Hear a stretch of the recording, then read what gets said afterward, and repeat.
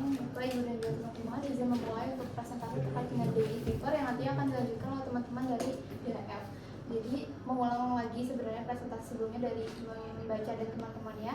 Kalau dengue fever atau dengue infection sebenarnya itu adalah spektrum penyakit yang disebabkan karena infeksi virus dengue yang serotapnya dibagi jadi 4, tapi dari beberapa literatur saya baca juga ada yang sampai dengue 5. Cuma kebanyakan itu memang yang dimention itu sampai dengue 4 aja. Untuk taksonominya dia familinya Flaviviridae, genusnya Flavivirus, dan juga dia itu tergolong ke dalam arbovirus atau virus yang transmisinya itu melalui arthropoda atau lewat nyamuk gitu, contohnya serangganya dalam bentuk nyamuk. Yang mana kalau vektornya sendiri itu dari genus Aedes, seringnya yang dikatakan sebagai primary vector itu dari Aedes aegyptinya. Kalau yang secondary vector itu dikatakan Aedes albopictus. Walaupun ada beberapa literatur yang juga menyebutkan ada spesies Aedes yang lain, tapi utamanya dua itu. Kemudian kalau yang untuk secara epidemiologinya dia hiperendemik terutama di daerah tropis dan juga subtropis. Kemudian kalau untuk struktur virusnya sendiri dia termasuk ke dalam virus RNA yang mana materi genetiknya dia punya single stranded RNA di dalamnya yang dibungkus sama si kapsidnya, jadi gabungan sama viral dan kapsidnya jadi nukleokapsid. Kemudian di luarnya lagi itu ada envelope, selubung envelope-nya. Kemudian untuk proteinnya sendiri itu dia ada dua klasifikasi. Untuk ada yang struktural protein itu protein yang membentuk struktur dari si virusnya itu sendiri ada 3, ada protein kapsid, protein membran, sama protein envelope.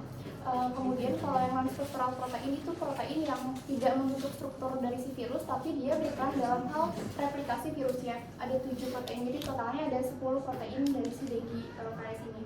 Kemudian kita masuk ke klasifikasinya. Jadi kalau dari WHO sendiri itu ada 3 pedomannya dari yang tahun 97, 2009, sama 2011. Yang 2009 itu pembagiannya masih membagi jadi 3, dengue without warning sign, with warning sign, sama yang severe dengue.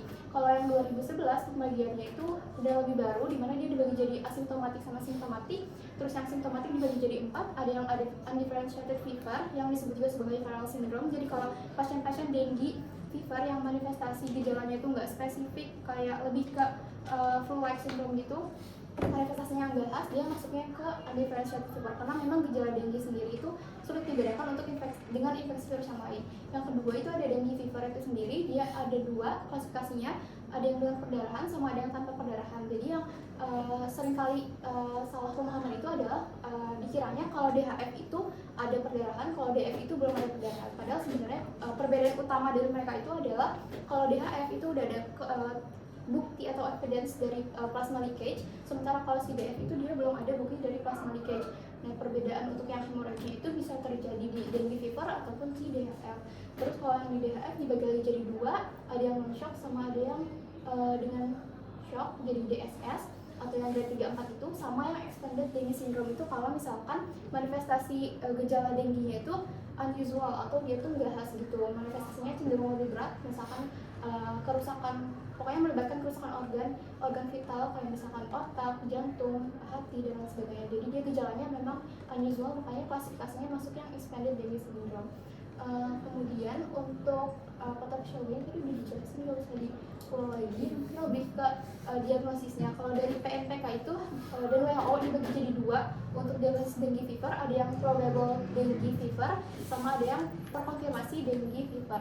Kalau yang probable itu dia demam 2-7 hari dengan salah satu 2 dari beberapa gejala berikut ini.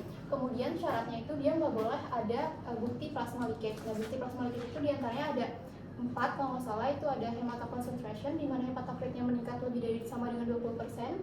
Terus ada efusi pleura, ada acid test, atau ada hipoalbuminemia atau hipoproteinemia. Sama kalau misalkan si pasien di tata laksana si hematokritnya itu kalau nggak salah menurun kurang dari 20%, lebih dari 20% kalau nggak salah.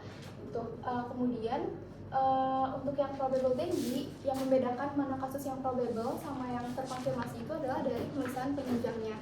Kalau misalkan yang probable itu, kalau misalkan si pasiennya datang terus kita diagnosis dari serologinya, misalkan kita cuma cek IgM-nya aja, terus dia positif, tapi kita nggak kombinasikan dengan pemeriksaan lain kayak pemeriksaan NS1, pemeriksaan PCR dan lain sebagainya untuk mendeteksi si komponen virusnya secara langsung atau mendeteksi si virusnya itu sendiri, maka dia masuknya kasus yang probable karena dia belum terkonfirmasi kalau itu tuh dengue, walaupun memang dugaannya udah kuat. Karena kalau misalkan cuma cek dari serologi IgM-nya aja, dia itu bisa false negatif atau false positif, resikonya lebih tinggi gitu. Makanya kalau yang masuk ke kasus yang terkonfirmasi dengue itu kalau misalkan udah ada memenuhi syarat ini sama ditambah ada pemeriksaan isolasi virusnya, itu kan sulit ya.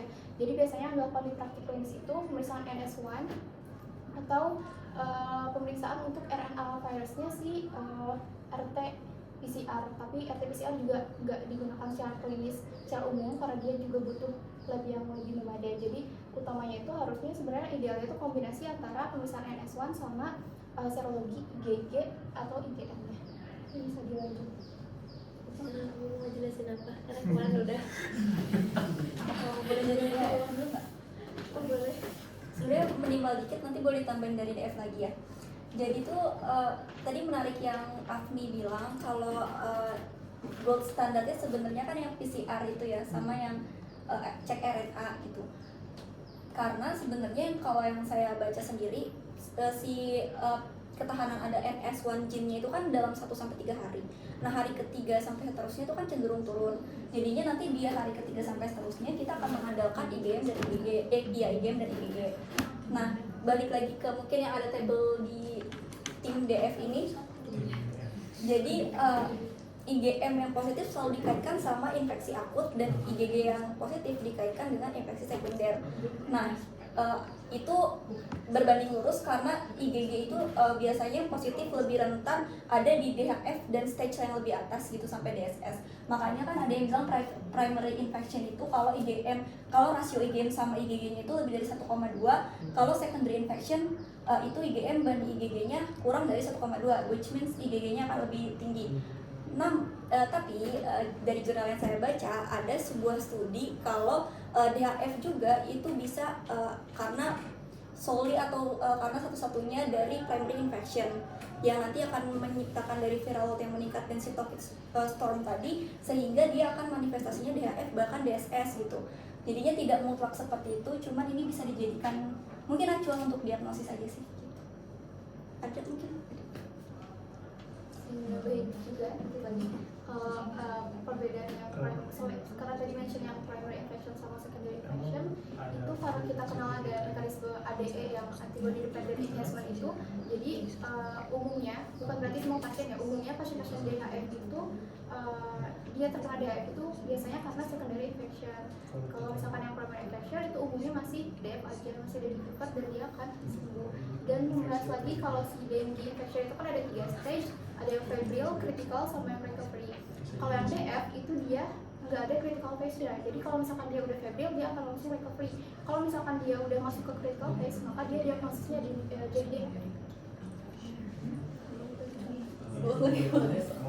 Sekali dikit lagi tadi mau confirm yang Afni, kalau teman-teman penasaran dengan perjalanan klinisnya mungkin ini ya. Jadi kenapa secondary infection tadi terkait sama ADE? Karena dia kan sebenarnya kita akan main ke antibody dan antigen kompleks gitu. Nah kalau yang dia primary infection, dia itu ibaratnya si kompleks AB dan AG itu akan langsung menciptakan cytokine storm gitu di patofisiologinya. Tapi kalau secondary infection itu AB yang sudah terbentuk, kompleks antibody dan antigen sudah terbentuk, nanti di saat ada infeksi lanjutan ternyata serotype dari virusnya itu berbeda gitu. Nah makanya dia tidak ternetralisasi oleh si antibody yang ada di dalam tubuh pasien, sehingganya ada ADE tadi. Nah kalau seandainya dia ternetralisasi mungkin masih bisa disebut primary infection. Jadi itu aja sih. Boleh tambahan? Mungkin nambahin dikit aja dari si mekanisme secondary infection-nya. Jadi kan kalau yang primary itu tadi sebagaimana udah dijelasin Syamil juga, entah kan mengaktifasi T cell, terus bikin memory cell dan sebagainya. Nah kalau misalkan si secondary infection itu katakanlah dia si virus itu serotipnya beda misalkan. Nah pertama kan terjadi cross reactive antibodies, bagaimana tadi sebenarnya yang udah saya share menjelasin juga. Jadi dia tuh IgG-nya tetap menerima, tapi dia tuh nggak neutralize si si dengue virusnya ini. Nah jadi dia tetap diterima sama reseptornya Fc gamma reseptor. Cuman karena dia diterima tapi tidak di neutralize, jadi si sel-sel atau bagian-bagian terinfeksi itu bakal di endositosis gitu. Dan selain itu juga karena emang sifat genomik dari si DNV-nya ini sendiri ada bagian fragmen RNA itu namanya sfRNA. Ini agak lupa panjangnya Pak, nanti di-share Pak. Dia tuh si fragmen RNA itu bakal bisa kayak nge-hijack retikulum endoplasma gitu. Jadi dia tuh bakal menginhibisi produksi yang dibutuhkan tubuh sebenarnya dan akan nge-support dari replikasi si virusnya itu sendiri gitu. Terus nanti kalau udah semuanya udah berjalan, dia akan maju balik ke replikasi dan sisanya manifestasi klinis. Oke, makasih banyak Novel. Sebelumnya aku mungkin mau nambahin dan memperjelas aja. Jadi kalau misalkan masih susah untuk mengkotak-kotakan dari DF, DF1, DF2, DF3, DF4, ini mungkin aku sedikit rangkumin ya dari mulai demam tinggi sampai ke stage yang paling akhir yang udah masuk ke critical disease dan butuh atau kegagalan daruratan. Nah, untuk perbedaannya secara dari gejala mungkin dari yang awal banget itu DD atau demam tinggi, dia cuman butuh syaratnya yaitu dari gejala aja, jadi dari lab itu nggak ada. Buat gejalanya demam ditambah lebih dari sama dengan 2 gejala tambahan, yaitu sakit kepala, retroorbital, mialgia, arthralgia, sama udah gitu aja. Nah terus terapinya atau apa yang harus kita lakukan sebagai dokter umum itu adalah evaluasi dan berikan terapi simptomatik. Jadi untuk DD ini minta koreksi juga teman-teman. Jadi kalau misalkan DD itu kita hanya memberikan obat simptomatik dan nggak ada rawat. Jadi benar-benar udah kasih obat dan pulang gitu. Nah tapi bedanya kalau misalnya udah masuk ke DHF1, DHF2, dan DHF3 dan DHF4 itu rata semuanya benar-benar flat harus dirawat gitu. Nah, bagaimana membedakannya itu perlu pemeriksaan lab. Untuk DHF1 bedanya di trombositopenia mulai positif, terus DHF2 sama kayak DHF1 tapi dia ditambah adanya perdarahan spontan. Untuk perdarahan spontan tadi udah ditulis sama Syabang, aku ingat, cuman di sini aku juga nulis salah satu cabangnya itu ada mimisan, gusi berdarah, dan bibit-bibit pada pasien. Kemudian DHF derajat 3 dan 4 yang dimana udah masuk ke DSS itu udah ada mulai yang namanya kegagalan sirkulasi. Kegagalan sirkulasi bisa kita lihat dari pemeriksaan fisik, mulai dari kulit dingin dan lembab, dan trombositopenia itu flat semuanya dari DHF sampai DHF4 itu positif semua. Nah terus kalau yang derajat terakhir banget yang DHF4 itu udah adanya shock berat ditandai dengan bukan cuma kulit dingin aja, tapi udah ada perubahan dari yang paling penting yaitu adalah TTP, dari tekanan darah sama dari nadinya. Untuk terapinya, tadi untuk yang DSS sudah di-mention ya sama Bea. Jadi di sini mungkin aku izin nambahin terapi buat DHF2 dan 3 yaitu ketika ada perdarahan spontan DHF1 sama DHF2 yaitu pas ada perdarahan spontan atau uji benungnya udah positif. Jadi masih masuk yang DHF tapi belum DSS. Sebenarnya bedanya itu adalah kalau misalkan udah DSS itu kita udah ada transfusi. Mulai dari PRC atau tadi yang sesuai dengan PNPK. Nah, untuk DHF derajat 1 dan DHF derajat 2 itu kita hanya fokus yang pertama ke gejala dan yang kedua itu adalah dari terapi cairan.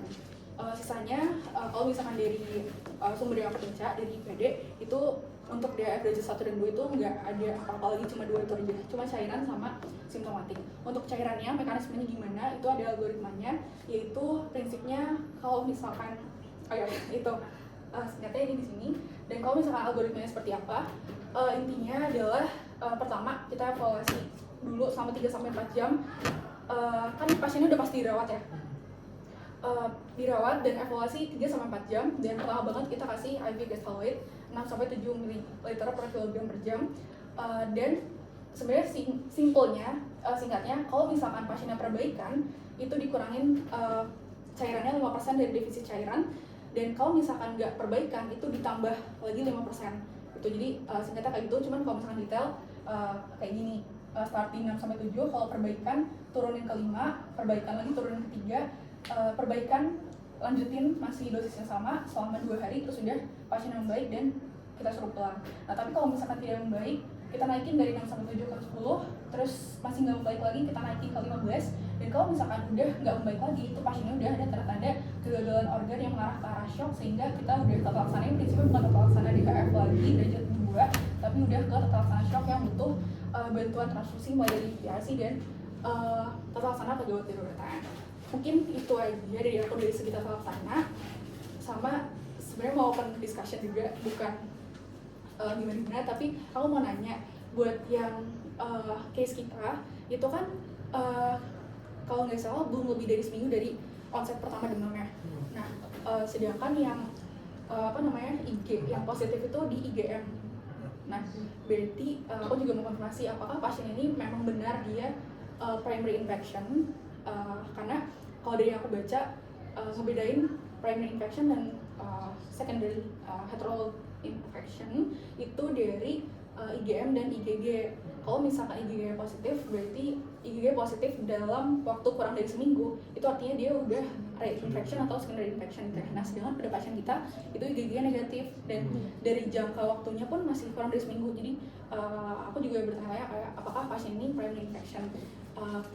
Sebenarnya nggak ada masalah, cuman paling rada menarik aja karena aku pun bacanya kalau misalkan kasus DSS atau kasus DHF, pokoknya intinya adalah DF dengan perburukannya, DF dengan critical dan warning signs, itu jarang banget yang primary infection, seringnya itu yang secondary heterologous infection. Itu aja sih, menurut temen-temen gimana? Kalau gimana juga berarti kalau yang dari penjelasan Sharon tadi, kalau DHF berarti udah pasti dia secondary. Belum lebih ke kayak lebih banyak banget gitu, tapi Yang sedikit primary, Tapi tetap bisa. tetap bisa. Kalau mengandalkan IgM, IgG primary, teman-teman ada Mungkin beberapa faktor berarti mungkin nggak sih untuk dia infeksi primer tapi di jalannya sampai DSS gitu. Karena aku mikirnya kalau infeksi primer kan ada antibodinya langsung kan, tapi kalau dia secondary kan antibodinya kan nggak bergerak, makanya dia viralnya pun banyak gitu. Sebenarnya semalam aku mencari jurnal itu dan ketemu, tapi dia prevalensinya kayak 10% doang. Nanti kalau jurnal mau Boleh. ada pendapat lain nggak?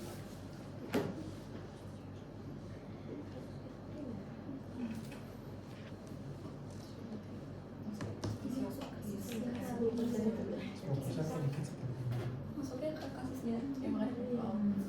Asal.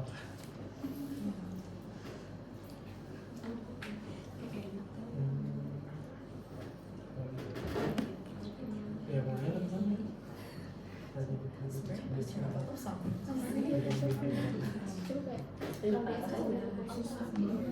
Boleh lagi.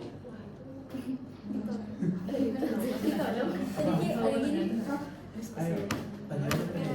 Kan di tempat kita kan juga ada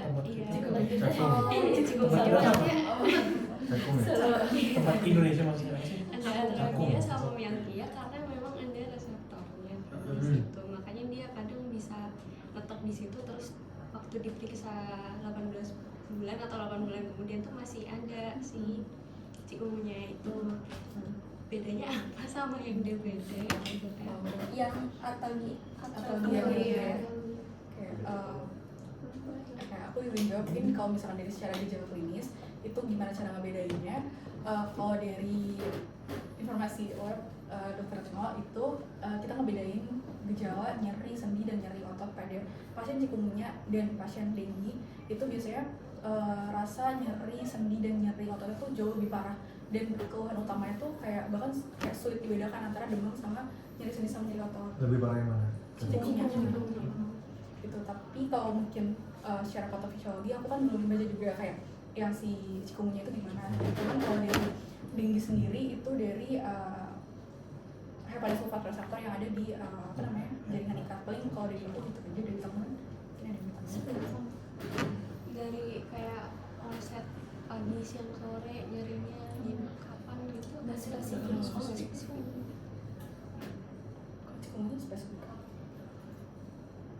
Enggak juga. Makanya ditanyain. terima kasih. Oke, dan mungkin ada lagi yang mau didiskusi Dari apa cukup sih untuk dari ibu dari Pak Putra. Masih bingung sama yang nyeri tadi. Kalau yang cikungunya dinyatakan lebih tingkat rasa nyerinya lebih terasa lebih hebat daripada dengue ya. Tapi apakah pasien membedakan seberapa nyerinya itu, misalkan ya ibarat kata tanpa pemeriksaan ini ya mendalam ya, dia taunya kan itu nyeri aja gitu. Nyeri hebat setiap orang itu berbeda-beda kan. Kecuali dia pernah ngalamin dua-duanya. Iya, kecuali dia pernah ngalamin dua-duanya ya. Bukan juga sih. Saya boleh ya. Sebenarnya memang ke prinsip pemeriksaan itu kan tidak boleh subjektif dengan mengadakan anamnesis. Jadi memang akan selalu ada pemeriksaan fisik. Kalau dulu kita belajar di skill lab atau OSCE itu ada staging untuk pemeriksaan sendi dan itu ya apa sih namanya? Ada 5 stage yang dia digerakin gitu dari yang fleksi abdomen gitu-gitunya. Jadi seberapa dia range untuk bisa melakukan itunya di stage yang mana, seperti itu sih untuk komparasinya mungkin itu. Dan izin benar-benar juga Bu, kalau misalkan kayak untuk membedakan apa yang lebih, mana yang lebih sakit gitu, mungkin kita bisa tanyakan apa nyerinya sampai mengganggu aktivitas atau enggak. Karena balik lagi kalau misalkan pasien kumuhnya itu biasanya kayak tadi, jadi dia itu datang ke klinik dan gejalanya itu, gejala utamanya maksudnya keluhan utamanya sering overlap antara demam dan nyeri otot tersebut, karena dua-duanya itu mengganggu aktivitas sehari-hari dari pasiennya. Mungkin secara anamnesis juga, kalau emang kadang tiap orang kan beda-beda ya untuk seberapa sakitnya. Tapi dulu sempat diajarin juga kayak dari 1 sampai 10 berapa, mungkin itu juga bisa jadi kayak mungkin kalau 8 sampai 10 masuk berat, kalau 5 sampai 7 masih sedang. Terus kalau secara klinisnya juga, kalau misalnya si chikungunya itu lebih ke hiperalgesia bahasanya. Kalau misalnya dia ada pergerakan mouth movement kayak gitu, itu baru kerasa banget si pasiennya. Gitu. Berarti diperparah dengan aktivitas ya.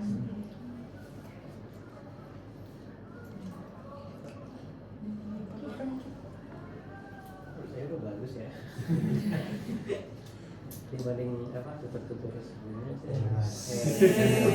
ya, soalnya kalau senior kalian yang dulu itu cuman udah buat slide terus tampilin baca udah gitu, terus pas ditanya juga nggak begini gitu, tapi ini lebih satu-satunya lebih memahami gitu.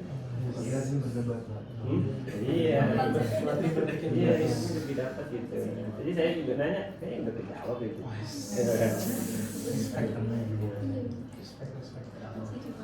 Tapi pasien yang dirawat kalau derajat Sudah masuk ke DHF mau derajat berapapun itu. oh berapapun dirawat. Iya, tapi DHF bukan DF. Ya, karena harus dimonitor TTV, urin output dan juga kesadaran. Kapan pasiennya boleh pulang? Kalau misalkan sudah membaik mulai dari hematokrit, frekuensi nadi, tekanan darah sama urin outputnya sudah membaik dan ada tambahan setelah membaik itu dievaluasi lagi 2 hari, jadi keadaan membaik ditambah 2 hari itu boleh pulang. Edukasi jangan lupa ya. Nah pasien Ini izin menambahkan gimana sih dia nemu perbaikan kapan boleh pulang itu kalau perbaikan klinis, TTP-nya stabil, diuresisnya baik, bebas demam 24 jam tanpa antipiretik, terus nafsu makannya membaik, tidak ada kegawatan napas karena efusi pleura atau berasites, PLTP ya? Plasma apa plasma PLT lebih dari 50.000 per milimeter kubik 2-3 hari setelah shocknya teratasi. Cukup dari kami teman-teman. Terima kasih banyak. Okay, we're going to the next cakung ya.